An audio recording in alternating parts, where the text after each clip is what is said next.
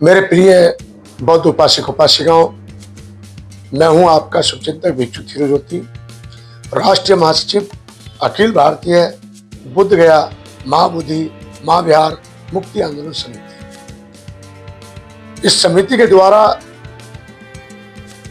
बहुत बड़े बड़े कार्यक्रम अखिल भारतीय भिक्षु महासंघ के कुशल सानिध्य में बुद्ध गया मुक्ति आंदोलन को लेकर हो चुके हैं।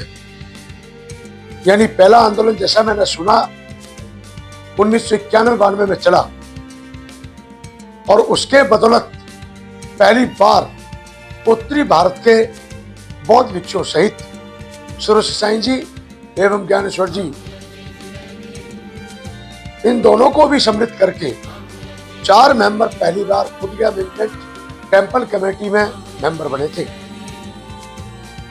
और दूसरा आंदोलन 2005 में 25 फरवरी को किया गया था, जिसमें अभी हमारे तत्कालीन पूर्व मुख्य प्रधान न्यायाधीश आदरणीय भूषण गवई जी के पिताजी आदरणीय महामहिम राज्यपाल थे बिहार के, वो भी उस कार्यक्रम में मौजूद थे, जिसमें केपी चौधरी जी, बालक राम जी और AR जोशी जी और बहुत सारे उपासक और लाखों की संख्या में उपासकगण भाग लेते थे। उसी आंदोलन को आगे बढ़ाते हुए हमने मऊ छावनी से लेकर दिल्ली तक पदयात्रा निकाली, यानी 2007 में, और उसका समापन कॉन्स्टिट्यूशन क्लब रफी मार्ग दिल्ली में किया गया था। उसके तदोपरांत 13-14 मार्च 2009 में हमने कार्यक्रम किया था रामलीला मैदान के अंदर। वह कार्यक्रम सफल नहीं हो पाया था क्योंकि होली का माहौल था, मार्च का महीना था। उसके बाद 2012 में हमारा आंदोलन हुआ और सबसे भव्य और बड़ा आंदोलन 2015 में 14 यानी 25, 26, 27 अप्रैल 2015 में किया गया।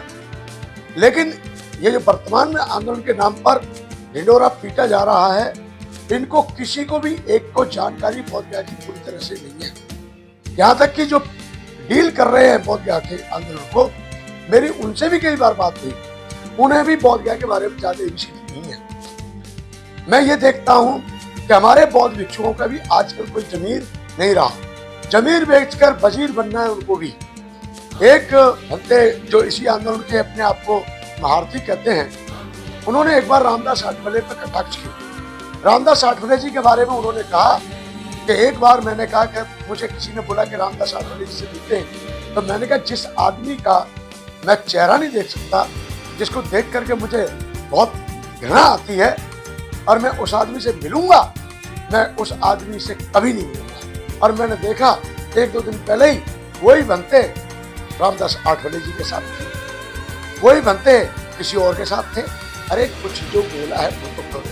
भिक्षु का पहला सील है, यानी भिक्षु का 5 सील में भी एक सील महत्वपूर्ण माना जाता है और उपासकों के लिए भी, कि मैं झूठ नहीं बोलूंगा। और आप देखिए ताज्जुब की बात, हमारे इन्हीं में कुछ बनते हैं। हालांकि हमारे भिक्षु महासंघ के दिल्ली प्रदेश के अध्यक्ष भिक्षु विनय शील का भी जबरदस्ती फोटो दे रखा है इस आंदोलन के लिए, जबकि उनका कोई लेना देना नहीं है इस आंदोलन से, लेकिन दे रखा है, कोई बात नहीं। और भी हमारे ऐसे महान भाव हैं जिनकी कोई इच्छा नहीं है। कोई बनते कह रहे हैं कि ट्रेन की बुकिंग करनी है, पैसे लाओ, हमारे उपासकगणों से अपील कर रहे हैं। मैं एक बात पूछ रहा हूं, एक बनते का मैंने और बयान सुना, वो कहते हैं कि पहले आंदोलन ने कुछ नहीं दिया। तो मैं ये पूछना चाह रहा हूं, जो वहां पर व्यवस्था बनी हुई है, क्या एक ही भिक्षु सुरेश साईं जी ने की थी वो सब? क्या सुरेश साईं जी मेंबर बने थे? उसमें 4 मेंबर बने थे और 4 मेंबर लगभग 2002 तक रहे थे 96 से। लोगों को पता ना हो तो लोगों को गुमराह करना ठीक नहीं है। और मैं आज नहीं तो कह सकता हूँ दावे के साथ, कभी इस देश के बारे में, देश के प्रधानमंत्री के बारे में यानी राहुल गांधी जी कहते थे, तो राहुल गांधी जी को भी लोग पप्पू समझ के छोड़ देते थे। मैं उस दिन से बराबर इस आंदोलन के बारे में ये बोल रहा हूँ कि आंदोलन ये बिक चुका है, आंदोलन टूट चुका है और आंदोलन नहीं है, ये सिर्फ एक ही मकसद है, how to get to money. नहीं तो मुझे 1-1.5 साल का रिजल्ट बता दो कि 1-1.5 साल पहले जो 12 फरवरी से शुरू हुआ आंदोलन और ये 12 फरवरी चल आने वाला है, इस 1 साल में रिजल्ट क्या आया वो मुझे बता दीजिए। मैं मान जाऊंगा और इस पर मैं पूरी बहस करने को तैयार हूं। क्योंकि बड़े बड़े भिक्षुओं को इग्नोर किया गया, पहले आंदोलनकारियों को इग्नोर किया गया। यहाँ पर खुद को ही श्रेष्ठ बताना, खुद को ही बुद्ध से अपने आप को तुलना करना, खुद को ही समाज के बीच में स्थापित करना, ये चल रहा है। तो क्या है कि इस प्रकार से अभी मैं जबलपुर गया था, मुंबई गया था और दमन भी गया था, जयपुर में भी गया था। कुछ जगहों पर मेरी बहुत अच्छी चर्चा हुई। जिसके समझ में आती है ये बात, वो लोग कहते हैं हमसे बहुत बड़ी गलती हुई बनते जी, हमें जानकारी नहीं थी, हमें लगा था कि इसमें आपकी भी अनुमति है, इसमें बनते आनंद की भी अनुमति है, इसमें पहले आंदोलनकारी सब शामिल हैं और हमको इस प्रकार से कहा गया क्या हम उन्हीं के आशीर्वाद से ये काम कर रहे हैं, हम उन्हीं भिक्षुओं को साथ लेकर चल रहे हैं, हम उन्हीं के भिक्षुओं के मार्गदर्शन में काम कर रहे हैं। तो हमारा मार्गदर्शन कभी इतना कमजोर नहीं हो सकता। जो 1 साल तक ढिढोरा पिटे और लोग भी पिटे, भिक्षु भी पिटे, बहन भी पिटे, बेटियां भी पिटे, यानी कि बौद्ध उपासक उपासिकाएं भिक्षु सब पिटे और फिर भी बौद्ध ज्ञान नहीं। हमारा आंदोलन कभी यानी हमारा मार्गदर्शन कभी इतना कमजोर नहीं रहा कि कभी आओ के पटना चलो, कभी आओ के बोधगया चलो, कभी आओ के नागपुर चलो, कभी आओ के अब के हिला देंगे, अब के आ जाओ के ये कर देंगे।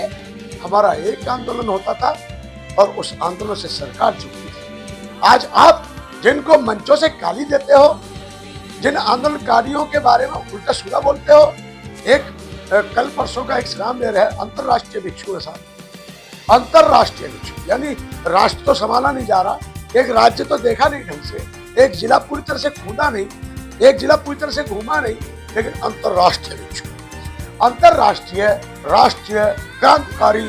अरे भैया ये भिक्षुओं के सब नहीं है। भिक्षु शीलवान होता है, गुणवान होता है, भिक्षु एक अच्छा मार्गदर्शक हो सकता है। भिक्षु कभी अंतरराष्ट्रीय राष्ट्रीय ऐसा नहीं होता है। भिक्षु तो ऑलरेडी संसार के लिए है, वो जहाँ भी जाएगा वही उसका सब कुछ है, जहाँ भी पहुंचेगा उसका कर्तव्य है समाज को जाना। तो झूठी अफवाहों से सावधान रहे।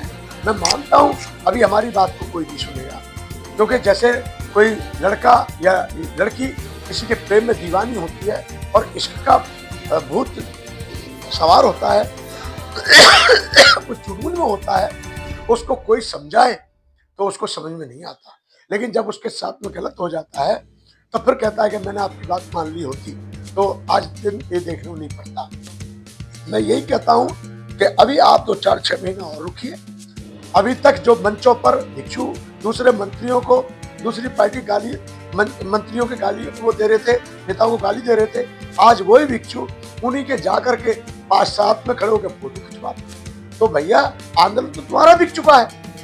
और जब पहले कहते हैं कि सुरेश सही बंते जी ने आंदोलन किया था और पहला आंदोलन बिक गया था, तो मुझे सिर्फ इतना बताइए फिर अब ऐसी कौन सी मजबूरी है आपके साथ में कि आप सुरेश साईं बंते जी को दोबारा लेके क्यों चल रहे हैं?